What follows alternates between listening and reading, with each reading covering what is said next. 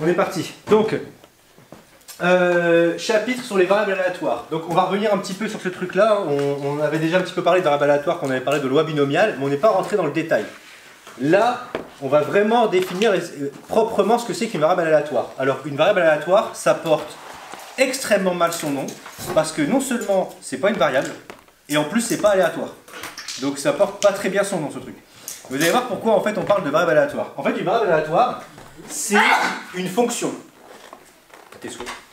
C'est une fonction en fait qu'on appelle grand X, et ce grand X, il va d'un univers qu'on appelle oméga à l'univers qu'on appelle R, donc l'ensemble qu'on appelle R, et là-dedans vous prenez ce qu'on appelle des oméga, des valeurs de oméga, et qui deviennent des réels que vous notez X oméga. Alors je vous avais dit, les notations ne sont pas sympas, vous allez voir que c'est pas difficile, vraiment.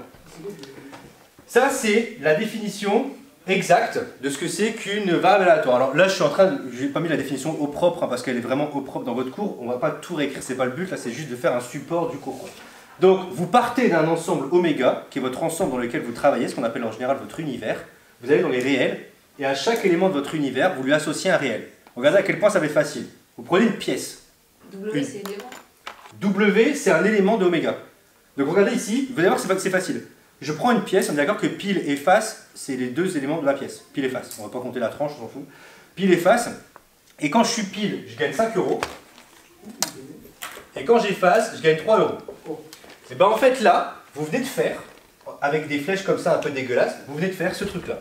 En fait, vous avez posé une variable aléatoire qui s'appelle grand X. Grand X, c'est justement cette fonction qui transforme votre univers en valeur réelle.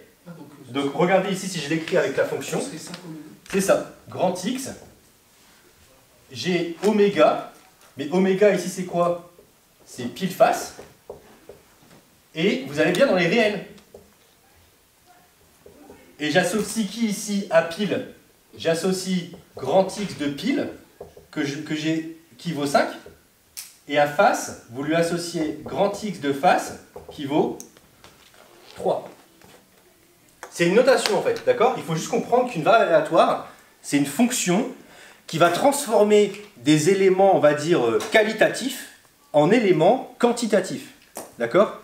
Donc quand vous avez, je sais pas, fille, garçon, bah vous allez associer des valeurs, vous pouvez associer des valeurs que vous voulez. Et ici c'est pareil, pile face, vous pouvez associer des... Imaginons, je sais pas, vous travaillez avec un truc où vous regardez la couleur des yeux des gens.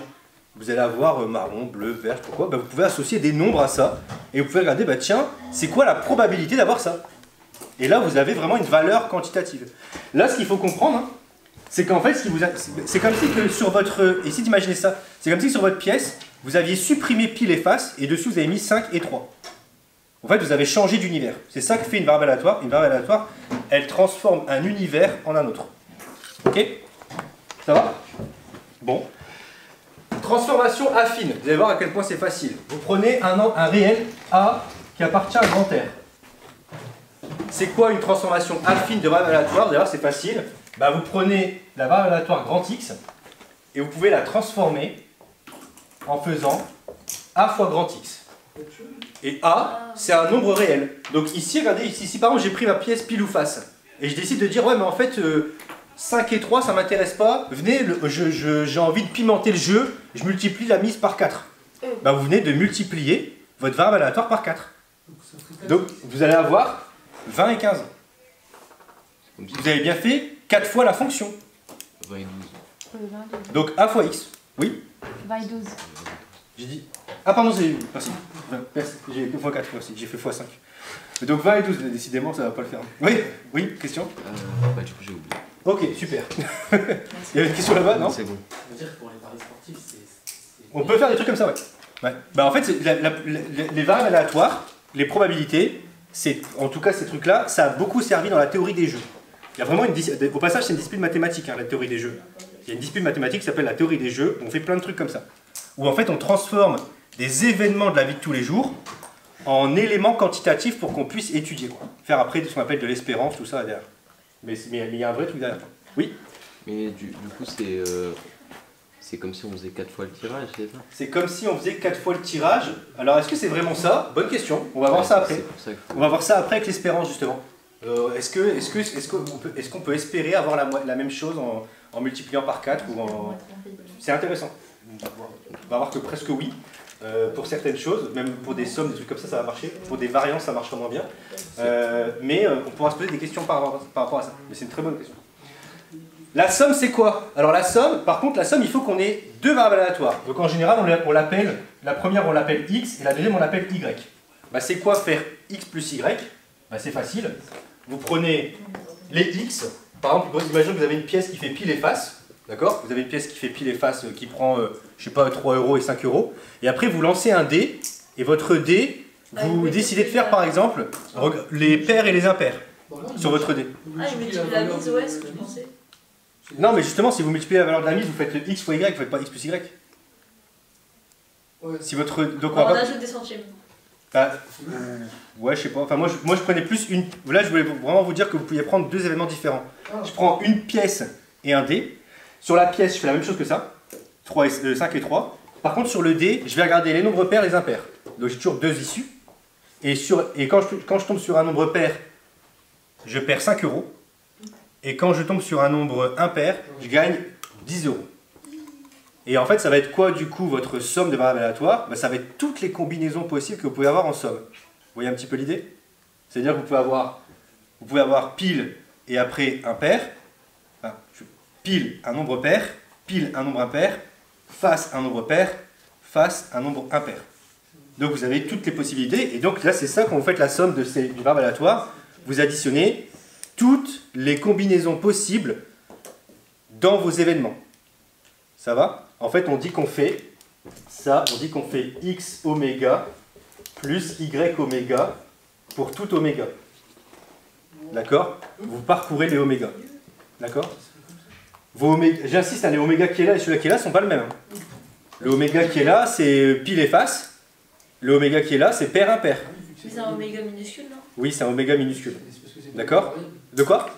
C'est pas la même variable, exactement. X, Y, c'est pas la même variable. Mais on a le même nombre d'issues à la fin. On a deux issues possibles. Donc on peut additionner sans problème.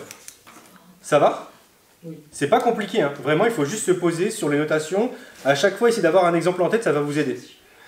Et je termine par l'exemple, justement. Pour vous voyez un petit peu, on peut faire des choses qui sont assez intéressantes. Même d'un point de vue, vous allez voir, on peut faire ce qu'on appelle des projections de variables. Alors vous allez voir, c'est pas difficile, vraiment.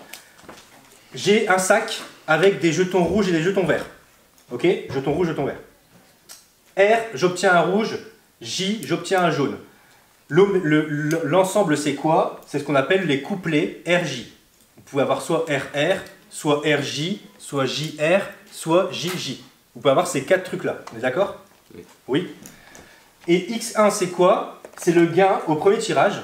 Et X2, c'est le gain au deuxième tirage. Imaginons que si vous tirez un jaune, vous avez 5 €. Et si vous tirez un rouge, vous avez 3 €.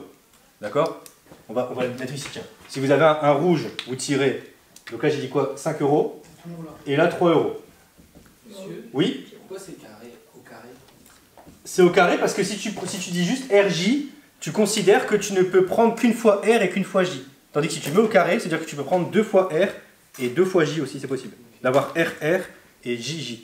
Si en fait tu mets pas un carré là, tu considères que les seuls choix que tu as, c'est R et J. Ou JR. D'accord? Ou J et R. Ça, regarde, c'est important, mais c'est une très bonne question. Ça, regarde. Je ne sais pas si vous vous rappelez, c'est dans le chapitre combinatoire, ça correspond à ça. R, J, R, J comme ça. Donc c'est quoi le couple que tu fais là? RR, le couple que tu fais là, on va mettre ça en premier. RJ, le couple que tu fais là, JR, et le couple que tu fais là, JJ. Donc tu vois bien que tu as besoin de deux fois le RJ, RJ pour faire les couples. Si tu n'avais qu'un seul axe, tu peux faire que RJ ou JR. D'accord? Donc c'est important d'avoir ça. Alors pourquoi je vous embête? Oui? On n'a pas écrit obtenir vert ou obtenir jaune. Obtenir quoi? Vert, parce que les ronds sont verts, par exemple. Ah, j'ai dit, excusez-moi, j'ai mis, excusez-moi. Ouais, bon, tant pis, ouais. Bon, c'est parce que j'ai pas de jaune. Je crois que dans l'énoncé, ça devait être jaune dans votre cours. Ça change. C'est jaune dans l'énoncé? Ça me perturbe. Bon, désolé, j'ai pas de feutre jaune. Bah, je vais On des s'en fout. Donc ici c'est quoi en fait X1, X2? Bah en fait, vous êtes d'accord avec moi que quand vous avez fait deux tirages, vous avez un couple. On est d'accord?